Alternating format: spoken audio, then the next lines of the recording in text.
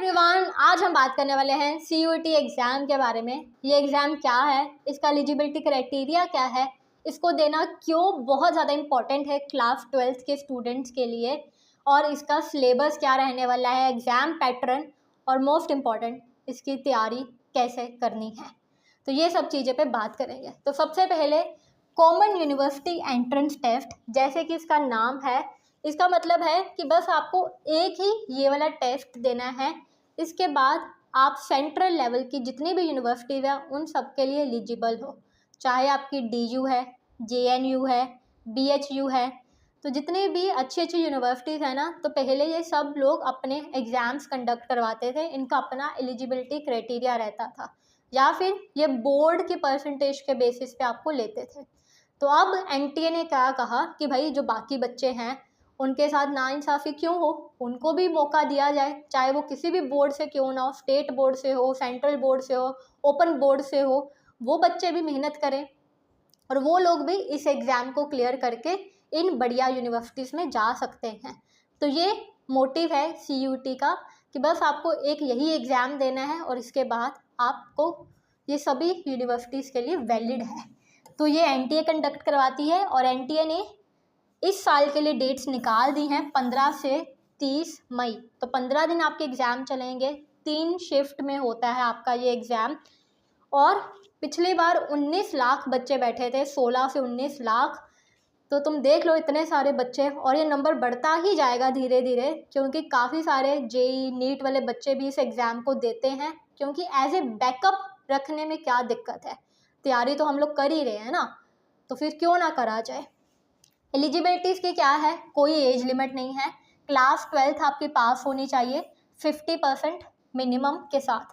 इसके अलावा अगर आप किसी भी पर्टिकुलर यूनिवर्सिटी को टारगेट कर रहे हो, उसका एक बार ब्रोशर पढ़ लेना कि भाई उसका कोई अपना क्राइटेरिया तो नहीं है एज के लिए या फिर परसेंटेज के लिए, क्योंकि कुछ यूनिवर्सिटी 60% भी मांग लेती हैं। अब आगे बात करते हैं कि आपके एग्ज़ाम का क्या पैटर्न रहेगा। तो पहली बात तो भाई कंप्यूटर बेस्ड टेस्ट है, ऑनलाइन होता है आपका, और इसके सेंटर ऑलमोस्ट हर सिटी में होते हैं। और फिर उसके बाद आपका एमसीक्यू बेस्ड रहने वाला है, मल्टीपल चॉइस। 13 भाषाओं में ये एग्ज़ाम होता है, तो आप किसी भी लैंग्वेज में चूज़ कर सकते हो। देन आपके पास एग्ज़ाम का बेसिकली 3 पार्ट्स होते हैं। एक लैंग्वेज वाला सेक्शन होता है, दूसरा आपका डोमेन मतलब कि जो आपने क्लास 12th में अपने 3 मेन सब्जेक्ट्स पढ़े थे वो, और तीसरा आपका होता है जर्नल एप्टीट्यूड, जर्नल टेस्ट। तो जर्नल टेस्ट में बेसिकली आपकी जर्नल नॉलेज आ जाती है, आपके करंट अफेयर्स आ जाते हैं, और उसके साथ आपकी लॉजिकल रीजनिंग और आपका क्वांट एप्टीट्यूड रहता है, जिसमें आपका एक्चुअल में दिमाग का दही होता है, क्योंकि काफ़ी सारे बच्चों को ये पार्ट टफ लगता है, राइट। देन इसकी जो रजिस्ट्रेशन है ये इसकी ऑफिशियल वेबसाइट पे होती है। अब थोड़ा सा डिटेल में समझ लेते हैं कि एग्ज़ाम का पैटर्न क्या है। तो पहला तो जो लैंग्वेज वाला सेक्शन है, इसमें से आपको एक लैंग्वेज चूज़ करनी होती है, राइट। अगर आप कोई पर्टिकुलर लैंग्वेज में ही आगे चल के ऑनर्स करना चाहते हो, तो आपको यहाँ पे जो भी पर्टिकुलर लैंग्वेज 2 चूज़ करने था वो भी कर सकते हो। मोस्टली बच्चे एक ही चूज़ करते हैं, क्योंकि उनके डोमेन में 3 सब्जेक्ट्स आते हैं।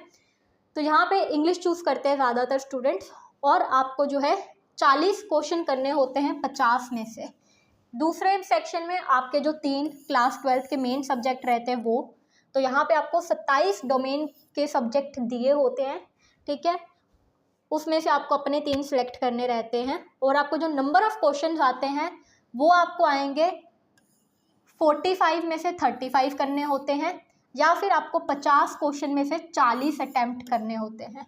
तो डिपेंड करता है कि आप कौन सा सब्जेक्ट सेलेक्ट कर रहे हो।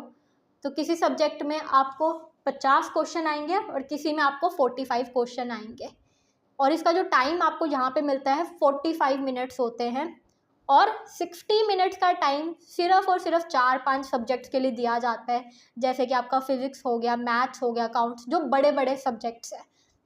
ऊपर भी 45 मिनट्स का टाइम मिलता है।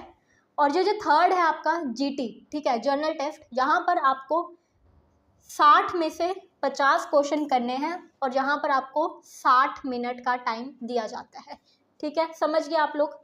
अब बात कर लेते हैं जो सेक्शन ए में 13 लैंग्वेज है, इसमें से कोई एक आपको सेलेक्ट करना रहता है।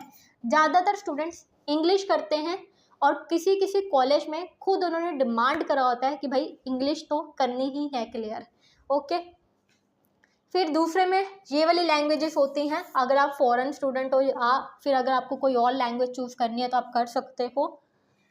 तीसरे में जो आपके ये डोमेन सब्जेक्ट्स हैं, जिसमें आपके साइंस स्ट्रीम के भी सभी सब्जेक्ट्स हैं, कॉमर्स के भी हैं और आर्ट्स के भी हैं, इसमें से आप अपने 3 या फिर 2 या फिर 4 जो भी आपके सब्जेक्ट्स आपकी यूनिवर्सिटी की रिक्वायरमेंट है उसके अकॉर्डिंगली आप भरते हैं। ठीक है, तो यहाँ पे आपके सभी सब्जेक्ट्स आ जाते हैं। तीसरा तो आपको जीटी है जो मैंने आपको बताया ही था। ठीक है, तो जीटी का जो सिलेबस है वो देख लो, इसमें आपकी जर्नल नॉलेज रहती है, आपके करंट अफेयर्स होंगे, आपके जो जर्नल मेंटल एबिलिटी को क्वेश्चन करने वाले सवाल होते हैं ना, जिसमें आपके ब्लड रिलेशन पे क्वेश्चन आ जाते हैं, आपको कुछ पैटर्न्स बना के दे दिए जाएंगे, सिमेट्रिकल ट्रायंगल्स वगैरह या कुछ भी अजीब से पैटर्न्स, और आपसे पूछेंगे कि ये 4 एमसीक्यू में से कौन सा अगला पैटर्न जुड़ेगा जिसको आगे फॉलो अप करेगा। समझ रहे हो ना? अगर कभी तुमने बैंकिंग के एग्ज़ाम देखे हो या फिर सीजीएल एसएससी के, तो उसमें जिस तरह का क्वांट और एप्टीट्यूड पूछा जाता है ना लॉजिकली, वो यहाँ पर पूछा जाता है। और दूसरा तो आपका करंट अफेयर वाला सेक्शन है ही है। तो यहाँ पे काफ़ी सारे बच्चों को दिक्कत होती है, ये आपके दिमाग का बहुत ज़्यादा दही करता है क्योंकि समझ नहीं आती चीज़ें। 12th का जो बेसिक है आप वो तो कर ही लोगे डोमेन, बट वो भी एमसीक्यू की फॉर्म में करना है। तो ये इसके लिए वेट मत करना कि एक बार हम अपने बोर्ड्स को दे दें उसके बाद हम फिर इधर तैयारी शुरू करेंगे, क्योंकि देखो बोर्ड के एग्ज़ाम आपके मार्च में ख़त्म होंगे, उसके बाद सिर्फ और सिर्फ अप्रैल बचेगा आपके पास, क्योंकि मई 15 से तो ये वाले एग्ज़ाम शुरू हो जाएंगे। तो कब रिवीजन करोगे, कब तैयारी करोगे? एकदम ब्लंडर, सबसे मूर्खता वाली मिस्टेक होती है ये, तो ये मत करना। आपको इसकी तैयारी अभी से साथ साथ शुरू कर दो। और यहाँ पे आपके लिए मैं एक इम्पॉर्टेंट इन्फॉर्मेशन लेकर आई हूँ। उत्कर्ष क्लासेस आप लोगों के लिए CUET के 2 बैचेस लेकर आए हैं। एक बैच जिसमें आपकी बोर्ड प्लस CUET की तैयारी करवाई जा रही है जो 2500 का है। यहाँ पर आपके पास आर्ट्स, कॉमर्स और साइंस तीनों स्ट्रीम्स के लिए बैचेस हैं। यहाँ पे जो आपकी क्लासेस रहेंगी लाइव रहने वाली हैं। 3 आपके डोमेन के सब्जेक्ट जो आपको लाइव पढ़ाएंगे, और जो आपका GT रहेगा जर्नल टेस्ट वो भी आपको लाइव पढ़ाया जाएगा, पर जो आपके लैंग्वेज रहेंगी वो आपकी रिकॉर्डेड मिलेंगी। ये पूरा के पूरे आप कोर्स ले सकते हो। दूसरा आपको रह सकता है मिलने वाला है आपका CUET 2024 जो पूरा कोर्स रिकॉर्डेड रहेगा, उसमें भी आपको 3 डोमेन मिल जाएंगे, GT भी साथ में ही मिलेगा उसी में इंक्लूडेड, और साथ में आपके लैंग्वेज रहने वाले हैं। और ये वाला जो कोर्स है आपको 2000 रुपीज़ में मिल जाएगा। इसके बाद अगर आपको अकेला किसी भी पर्टिकुलर डोमेन के मॉक टेस्ट लेने हो तो वो भी आप ले सकते हो। और यहाँ पे आप लोगों के लिए एक सरप्राइज़ है कि अगर आपको 2 फ्री मॉक टेस्ट लेने हैं तो उसके लिए आपको डिस्क्रिप्शन में गूगल फॉर्म दे रखा है, उसको फिल कर देना, और अगर आपको कोई भी क्वेरी है वहाँ पे आप भर सकते हो फीडबैक बॉक्स में, तो ये आपको हेल्प कर देंगे। यहाँ पे मेरा मेन मकसद ये है कि आप इसकी तैयारी अभी से शुरू कर दो CUET की, अदरवाइज़ बहुत ज़्यादा लेट हो जाएगा। और अगर आप देखोगे कि ये जो पूरा सिलेबस है CUET का जो आपको पूछा जा सकता है, तो इसका आपको स्क्रीनशॉट लेना है तो ले लो। अब हम बात करते हैं कि आपको सही आंसर पे 5 नंबर मिलेंगे और गलत आंसर में आपका 1 नंबर काटा जाएगा, जो आपका MCQ टेस्ट रहने वाले हैं। उसके बाद हमारे पास आ जाते हैं कि CUET की इम्पॉर्टेंट डेट्स जो निकल चुकी हैं। तो ये देख लो कि भाई ये एग्ज़ाम की जो डेट है वो फाइनल है, बाकी कब आपके फॉर्म्स निकल जाएंगे, कब आपके एप्लीकेशन स्टार्ट हो जाएंगे, इसका भी आप ज़रूर ध्यान रखना और स्क्रीनशॉट ले लो। ये आपकी फ़ीस रहने वाली है एग्ज़ाम को भरने के लिए 750 रुपये जर्नल, अगर आपको 3 सब्जेक्ट्स भरने हैं। अगर आप 7 सब्जेक्ट्स भर रहे हो 1500 रुपये। तो ये आपके फ़ीस का स्ट्रक्चर है। अब यहाँ पे कुछ यूनिवर्सिटीज़ के कोर्सेज़ देख लो, जैसे कि मैं आपको कह रही थी कि यहाँ पर आप इंटीग्रेटेड MCA भी कर सकते हो, BSc तो कर ही सकते हो, बट BTech वाले कोर्सेज़ भी यहाँ पे आपको अवेलेबल हो जाते हैं। BTech, BCA, बायोटेक्नोलॉजी भी होता है। तो इस तरह के जो कोर्सेज़ हैं वो भी आपको यहाँ पे मिल जाते हैं other than your normal courses. तो आई होप कि आपको ये वीडियो काफ़ी ज़्यादा हेल्प करेगी। और इसके अलावा अगर आपको कोई और हेल्प चाहिए, आपको पर्टिकुलर कोई सिलेबस चाहिए CUT का पर्टिकुलर सब्जेक्ट्स पे, तो आप मुझे ज़रूर बताना। Till then bye bye, take care.